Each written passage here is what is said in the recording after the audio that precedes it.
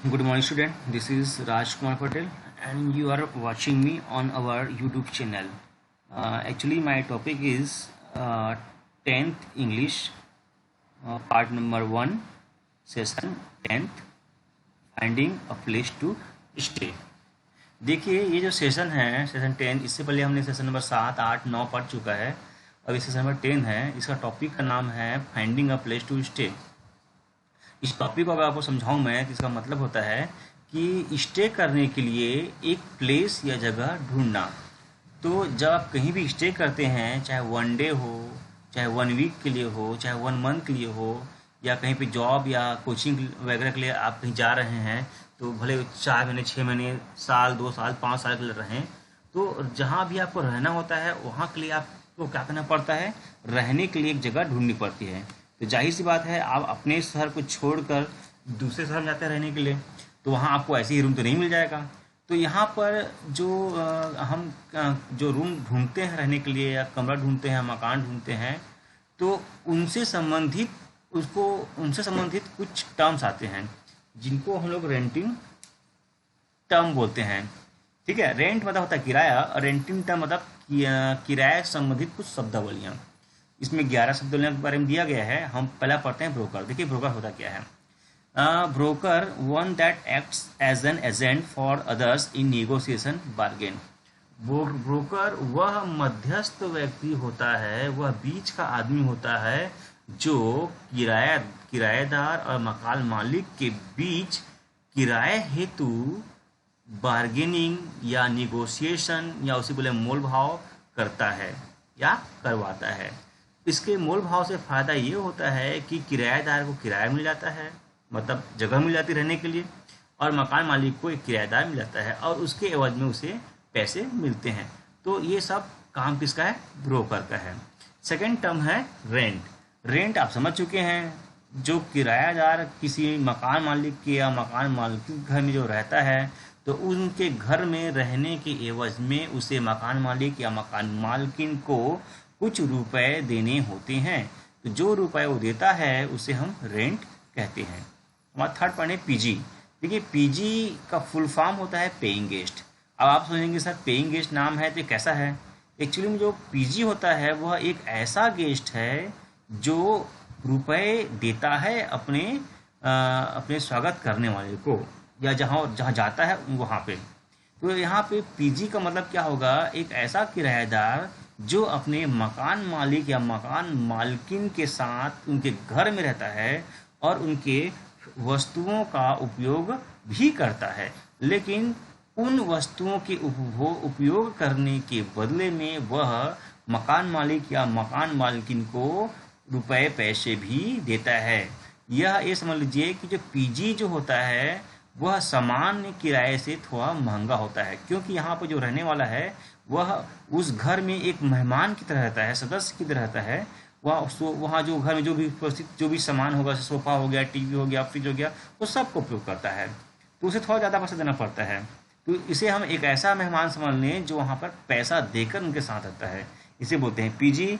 अधिकतर बड़े शहरों में पीजी का अच्छा चलन होता है।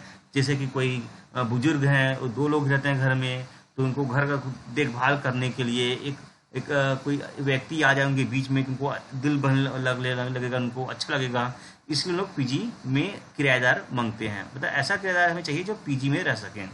ठीक है, मैंने आपको कम शब्दों में बताने की कोशिश की है, समझिएगा। चौथा पॉइंट हमारा अपार्टमेंट। देखिए अपार्टमेंट होता क्या है? अपार्टमेंट को अगर हम सामान्य भाषा में समझें तो एक बहुमंजिला इमारत होता है।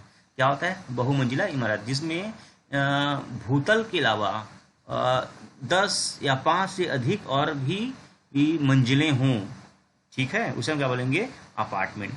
अपार्टमेंट का कॉन्सेप्ट कहाँ से आया है? जहाँ पर बड़े बड़े शहरों या छोटे शहरों में जहाँ पे कम जगह में हमें अधिक मकान बनाने होते हैं, तो हम क्या करते हैं? एक के ऊपर एक मकान बनाते जाते हैं। तो ऐसे है बने हुए मकानों को हम क्या बोलेंगे? अपार्टमेंट बोलेंगे। इसका एग्जांपल आप खुद ले सकते हैं कि मेरा दोस्त मुंबई में 10 मंजिला अपार्टमेंट में रहता है। देखिए पांचवा लैंडलॉर्ड या लैंड लेडी। जो मकान मालिक है, जो पुरुष है, उसे हम लैंडलॉर्ड बोलेंगे, और ऐसी मकान मालकिन जो औरत है, महिला है, उसे हम लैंड लेडी बोलेंगे। तो इसका एग्जांपल कैसे बोलेंगे? इसको समझाएंगे लैंड लॉर्ड क्या होता है। किसी संपत्ति का मालिक अगर वह पुरुष है तो उसे हम लैंडलॉर्ड बोलेंगे, और किसी संपत्ति का मालिक अगर महिला है तो उसे हम लैंड लेडी बोलेंगे। एग्जांपल देंगे कि राजू की जो लैंड लेडी है वह बहुत सख्त है, वह उसे रात के 10 बजे के बाद घर से निकलने नहीं देती, ठीक है, या उसके बाद आने नहीं देती। जैसा चाहें वैसा आप एग्जांपल ले सकते हैं। हमारा छठा पॉइंट है टीनेंट। टीनेंट का शाब्दिक मतलब होता है किराएदार। कोई व्यक्ति जो किराएदार के रूप में रहता है उसे हम क्या बोलेंगे इंग्लिश में? टीनेंट। एग्जांपल देंगे कौशिक मेरा टीनेंट है। 7th पॉइंट है हमारा सिंगल रूम फ्लैट। अब देखिए सिंगल रूम फ्लैट क्या होता है? एक्चुअली में जो बहुमंजिला इमारत होती है उनमें जो घर बने होते हैं उनको हम फ्लैट बोलते हैं। तो एक ऐसा घर जहाँ क्या हो? सिंगल रूम हो, सिंगल रूम वाला फ्लैट। सिंगल रूम वाला फ्लैट को क्या बोलेंगे? एक ऐसा फ्लैट जहाँ पे सिर्फ और सिर्फ एक ही रूम हो उसे हम सिंगल रूम फ्लैट बोलेंगे।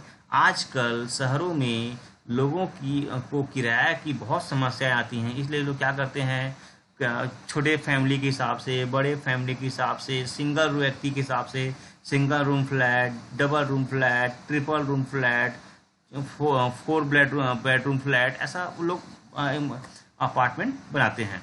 तो सिंगल रूम फ्लैट मतलब होता है ए फ्लैट विथ ओनली 1 रूम। एक ऐसा इमारत जिसके फ्लैट में केवल एक ही रूम हो उसे बोलेंगे सिंगल रूम फ्लैट। एग्जाम्पल के लिए हम बोल सकते हैं कश्मीरा दिल्ली में एक सिंगल रूम फ्लैट वाले मकान में रहती है। 8 पॉइंट हमारा डबल रूम फ्लैट। बस यहाँ सिंगल था तो यहाँ डबल रूम हो जाएगा। एक ऐसा फ्लैट जहाँ पे 2 रूम हो उसे बोलेंगे डबल रूम फ्लैट। इसका एग्जाम्पल आप खुद से तैयार कर सकते हैं। देखिए 9th है कमीशन, बहुत इंपॉर्टेंट है। अब आप समझ रहे हैं कि बच्चों की आज ज़माने में बिना किसी कोई भी काम कमीशन के नहीं होता, आप जान रहे हैं। तो यहाँ पे जो कमीशन की बात की गई है किस लिए की गई है? यहाँ पे जो कमीशन की बात की गई है वो बात की गई है ब्रोकर के लिए। ब्रोकर जब हमें किसी शहर में हमें किराया दिलवाता है तो फ्री में काम तो करता नहीं है, वो उस रूम को किराया दिलवाने के बदले में, अपने सर्विस के बदले में जो भी रुपए पैसे हमसे मांगता है या उसे हमें देना होता है वो उसे हम बोलते हैं कमीशन।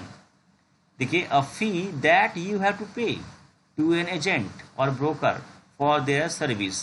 किसी एजेंट या ब्रोकर की सर्विस की सुविधा का उपयोग के बदले जो हमें अमाउंट देना पड़ता है उसे हम क्या बोलते हैं? कमीशन। देखिए एग्जांपल देंगे कि मुंबई में घर ढूंढने के लिए ब्रोकर को कम से कम 10,000 कमीशन देना पड़ता है। सही है भैया, बिना कमीशन के तो काम होता नहीं है। अब हम 10 पॉइंट देखेंगे सिक्योरिटी। देखो सिक्योरिटी होता क्या है, थोड़ा सा नीचे करता हूँ मैं, जस्ट थोड़ा सा, यस, ये बस। देखिए सिक्योरिटी होता है, मान लीजिए, देखिए सिक्योरिटी मतलब होता है हिंदी में सुरक्षा। अब बात आती है कि किराए में सुरक्षा वाली बात कहाँ से आ गई?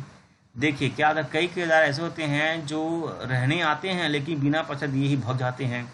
कई किराएदार ऐसे होते हैं जो रूम में रहते तो हैं लेकिन मकान में तोड़ फोड़ करते हैं। तो इन सब से बचने के लिए सिक्योरिटी का कॉन्सेप्ट आया है। देखिए क्या होता है, जो मकान मालिक है वह किराएदार से कम 5-6 महीने या साल भर का किराया सिक्योरिटी अमाउंट को पहले से डिपॉजिट कर लेता है, ताकि अगर कोई व्यक्ति बिना किराया दिए भागना चाहता है, मकान को छोड़ना चाहता है, तो मकान को ना छोड़ सके। ठीक है, क्योंकि भागोगे भाई तो आपका पैसा जमा है, आप इससे ले में जाओगे नहीं। तो जब तक आप रहोगे किराया तब तक वो उसको रखा रहता है। जब तक आप सही ढंग से किराया दे रहे हैं उससे कुछ फर्क नहीं पड़ता। लेकिन अगर मान लीजिए आपको 2-3 महीने किराया नहीं दे पा रहे हैं तो मकान क्या करेगा? उसी सिक्योरिटी से पैसा काट लेगा। और सिक्योरिटी एक और पक्ष उसमें क्या आता है, एक और एक्सपेक्ट में क्या आता है। देखिए क्या होता है, कई बार हम जब किराए में रहते हैं तो कई किराएदार मकान को क्षति पहुंचाते हैं। तो मकान मालिक चाहते हैं कि किराएदार उनके मकान को क्षति ना पहुंचाए, इसलिए वो सिक्योरिटी अमाउंट या मनी के रूप में कुछ रुपए पैसे डिपॉजिट भी करवा लेते हैं। इसे हम क्या बोलते हैं? सिक्योरिटी बोलते हैं। जैसे एग्जांपल देखो यहाँ दिया हुआ है, वी हैव टू पे 2500 रुपीज़ एज अ सिक्योरिटी। ये किसी शहर की बात है कि किसी व्यक्ति ने मकान लेने के बदले मकान जब लिया तो उसने 2500 रुपये सिक्योरिटी अमाउंट जमा करवाया। ये बड़े बड़े शहरों में होता है, आजकल छोटे छोटे शहरों में भी होने लगा है। 11 हमारा पॉइंट है नोटिस। देखो नोटिस क्या होता है। कोई भी किराएदार अपने अगर वो समय से पूर्व घर को छोड़ना चाहते, देखिए हम जब किराया देते हैं हम ये समझते हैं कि मकान जो किराएदार है वो कम से कम 2 महीना 3 महीना 4 महीना रहेगा ही। अब मान लीजिए मैं इस महीने किराया लिया और एक ही महीने में छोड़ दूंगा तो उस पर क्या होता है, जो मकान मालिक है उसको बहुत नुकसान होता है। आपको पहले बताना होता है उसको कि भाई मैं इस महीने रूम को छोड़ रहा हूँ या इस कमरे को छोड़ रहा हूँ किराए के रूप में। तो वो क्या करेगा, उसे जब पहले से पता होगा तो वो अन्य किराएदार ढूंढेगा। यही बात मकान मालिक पर निर्भर होता है। अगर मकान मालिक किसी किराएदार को बिना सूचना के निकाल देता है तो वो नया रूम कहाँ ढूंढेगा तत्काल में। तो इसी विकट स्थिति से बचने के लिए दोनों के लिए, मकान मालिक और किराएदार दोनों के लिए नोटिस का कॉन्सेप्ट आया हुआ है कि हमें एक सामान्य पूर्व सूचना देनी होती है मकान को खाली करवाने से पहले किराएदार को और किराएदार को मकान छोड़ने से पहले, ताकि दोनों का नुकसान ना हो। इसे हम बोलेंगे नोटिस। तो देखिए बच्चों, ये जो हमारा रेंटिंग टर्म्स हमारा टॉपिक था, रेंटिंग टर्म में किराया में जो शब्दावलियाँ होती हैं वो मैंने आपको समझाया है 1 से लेकर 11 तक। इस टॉपिक से एग्जाम में क्वेश्चन बहुत पूछे जाते हैं। इसे बहुत आसान है समझना और लिखना भी। ये हमारी दैनिक जीवन से जुड़ी हुई टॉपिक हैं, इसे अच्छे से आप समझ सकते हैं। तो अगर मैं जो समझाया हूँ अगर आपको समझ ना आए तो इस वीडियो को 2 से 3 बार देखिए। बहुत आसान शब्दों में समझाया गया है आपको, आप आराम से समझ जाएंगे। Okay, thank you very much.